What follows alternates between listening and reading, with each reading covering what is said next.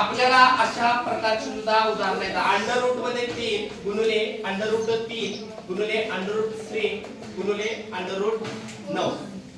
अशा गणितामध्ये आपल्याला उजवीकडून डावीकडे सोडवत यायचं. उजवीकडून डावीकडे सोडवत यायचं. आता या अंडर रूट 9 म्हणजे आपल्याला याचं 9चं आपल्याला वर्गमूळ माहित असतं आहे की नाही.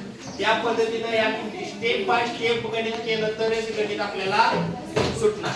पहिल्यांदा घेऊया आपण अंडर रूट मध्ये 3 गुणिले under root 3 into under root 3 into या 9चं वर्गमूळ काय येणार आहे 3. झालं. परत पुढे काय असेल याची स्टेप 3 गुणिले अंडर रूट 3 गुणिले त्या 3 गुणिले 3 किती अंडर रूट मध्ये किती येणार 9. परत अंडर रूट मध्ये 3 गुणिले अंडर रूट 3 गुणिले या 9चं वर्गमूळ किती आहे 3. परत याचा गुणाकार करा. परत याचा गुणाकार करा 3 गुणिले अंडर रूट मध्ये 3 गुणिले 3 किती येणार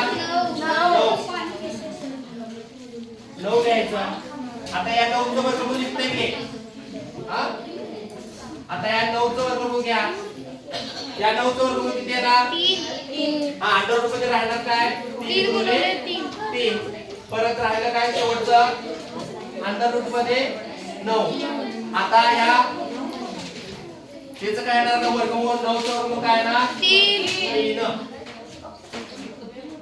हेच तुमचं काय असणार फायनल उत्तर.